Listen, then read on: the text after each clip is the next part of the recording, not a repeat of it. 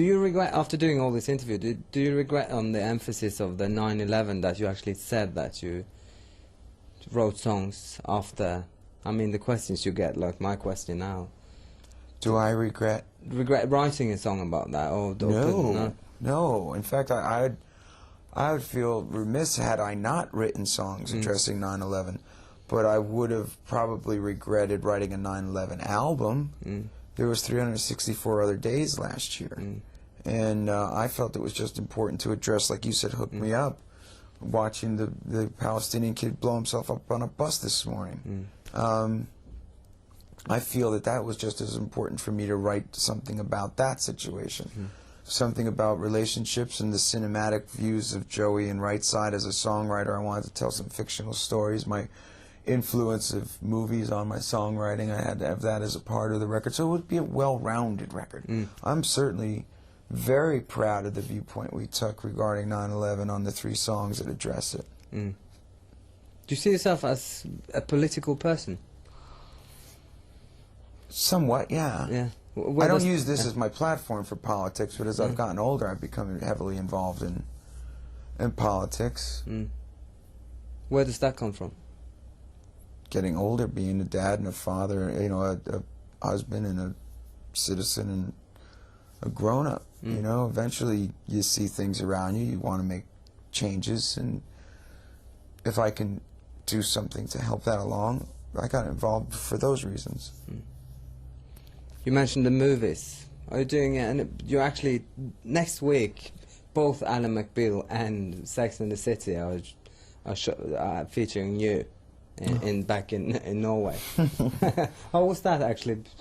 Is there anything compatible between acting and being a lead vocalist in a rock and roll band? Yeah. Acting is something that gives me great pleasure. I truly enjoy it, and I couldn't choose either music or movies if I had to pick one. I guess the only similarity is it's another way in the arts to express yourself. You become close with a film crew while you're there, the same way you do with a road crew when you're there. And then you may not see each other for years or maybe ever, but if you did run into each other, you'd be best friends again. The biggest difference is I didn't write the movie. I'm not the director. I'm not the producer. I'm not the star. I'm more like the bass player. I just get to do my part. It's pivotal, and I'm out. Are you happy about that? That you actually not? It was an interesting part of the learning curve. You know, now that I've done enough of it for enough years, I'd like to assume a little more responsibility because I'm more comfortable in front of that camera, and I'm confident in the acting, and the acceptance has been pretty good. So I'd like to do more, but you know, Hollywood's a weird little monkey. You know? Where does the ability of acting come from? Have you trained or? Yeah, I've studied for 10 years. I didn't ever assume, because I was a singer in a rock band, how awful to think that you could be an actor just because you sing in a rock band. How foolish. So, no, I've studied. Have you noticed that actually the old Bon Jovi hits are coming back, like on all these compilations? There's like a big, I was talking to someone in English as well, and there's like all these school party albums where Living on a Prayer and You Give Love are featured on every single one.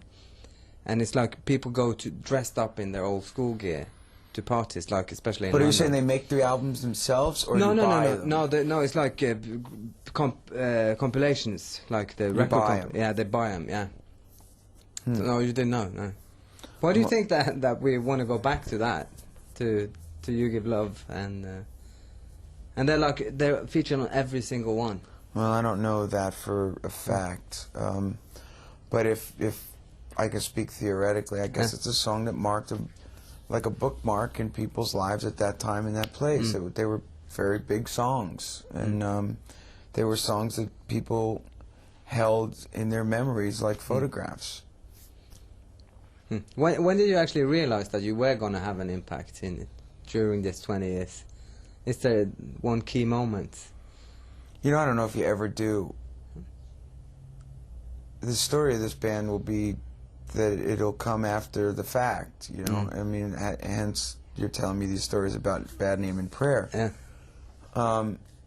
They were both #1 singles. You know, if the jaded press wanted to say, oh, they weren't as hip as blah, blah, blah, well, that's okay, but 20 years later, you're the one telling me that people are, you know, finding them again and again and again. You go, okay, cool. I don't pay attention to the accolades or the disses, you know. I mean, I just do what I do, and I don't make any bones about it. But I mean, you're pretty hip nowadays. I can't. I stutter and stammer and go. But what? Okay. You know what? You know what we're hip for? Surviving. That's why we're hip. We survived. Cool. Great. What's the secret of chemistry within the band? I mean, you've been together for 20 years. The secret is the chemistry. Yeah. I think that if we didn't get along, it would be more difficult, because it's hard enough to succeed in this business. It's hard enough to physically keep up with it. If you were getting killed from the inside out, it'd be impossible. You know, go ask Oasis or Guns N' Roses, or, you know, when it implodes from the inside, it's difficult. Fortunately, we do like each other and get on. How do you safeguard yourself from that, actually? Nothing. You know, a good, healthy fight is great. A good argument is great. I'd rather you express yourself than hold it in. But we're just fortunate because, I don't know why, we come from the same backgrounds. None of us had anything, and we all had a vision that was followed through. And do you help to keep each other leveled? It's way beyond that whole period. I mean, you know, we've been at this way too long. We laugh at the kids with the diamond rings and the first Ferrari. I did that when they were in grade school. Great. Do you have different roles within the band? Sure. Somebody has to be the quarterback. You know, that would be me. And, you know, Richie's obviously going to be the right-hand guy, and Tico and Dave got to hold up the bottom. You know, everybody's got an integral part in this, and without one, the rest of it would crumble. What's that like, actually? You tried yourself, and Richie have tried yourself on your own. What's the main difference in being in a band and being on your own? It's nice to share it with the guys, to be honest with you. You know, I mean, I've had 2 solo records. Young Guns was applauded for a number of reasons, you know, with the movies and the Oscars, and it was really, really fulfilling for me. On the other hand, it wasn't a great celebration. You know, like, I could go to bed at night and go, yeah, I wrote that whole album myself, #1 record everywhere, all those awards. And what do? You know? It sure was a lot nicer to shake hands with the guys, you know? Had I gone on the road with that record and had Elton and Jeff Beck and that band playing with me, we would have had nothing in common but the moment. But when you had 4 guys that jumped in the garage with you, and Tico lost a house, a wife, a record deal, Richie got an independent little record out, and Alec was making a lot of money in a cover band, Dave was going to school like a nice little Jewish kid from Jersey, and his mother, you know, was proud of him. I ruined all their lives. But because of that faith, look at this, man, we had one hell of a ride. Great. I think one last question. Who's the better kisser of Sarah Jessica Parker and Calista Flockhart? Yeah.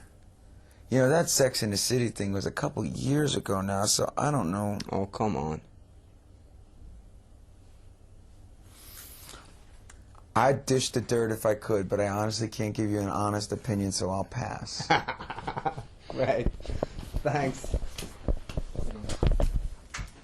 Cool. Did I take this off?